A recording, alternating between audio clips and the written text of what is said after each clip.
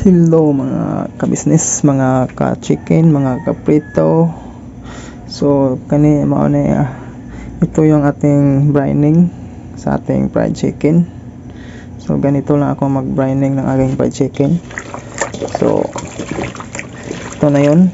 Mayroon na siyang mga nilagay na mga pangpabango at pangpalasa. So ganito lang, haluin lang ng mabuti.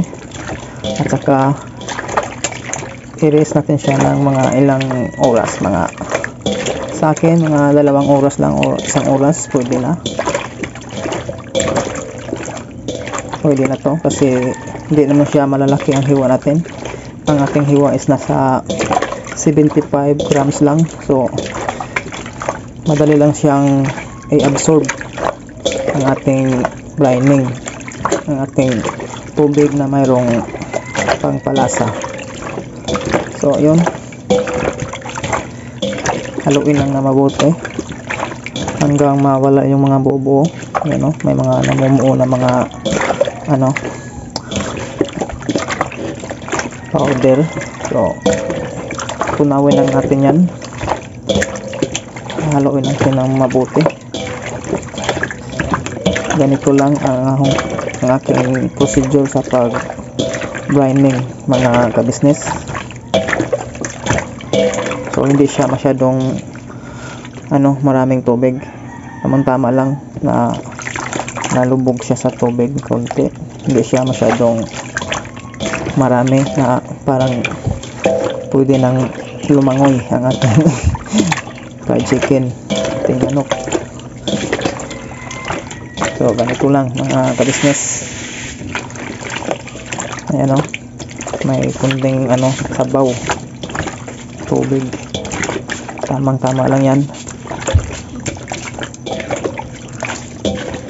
kasi ilalagay pa natin ito sa balde.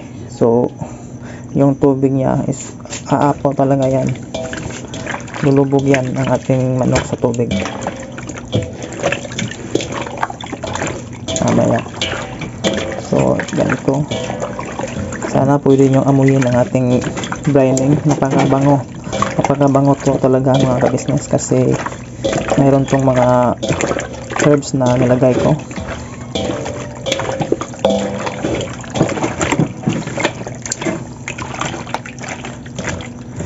Yan mga ka-business, ganyan lang ang ating pag-brining.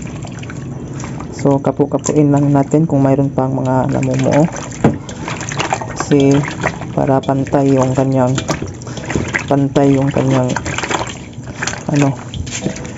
kasi minsan yung iba mayroong matabang, tapos mayroon din namang maalat. So ibig sabihin yan mga ka-business, hindi yan na ng mabuti, na halo ng mabuti.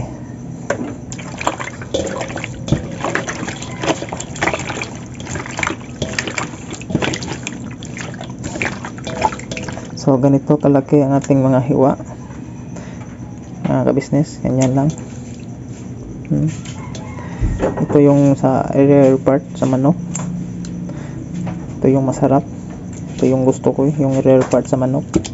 At saka yung ating breast, ito ating breast, yung kalaki, ating mga hiwa, yan ang ating aba, yung breast, laman. At yung ating legs na mayroon siyang, ayun, may kunting hiwa lang. Ayan.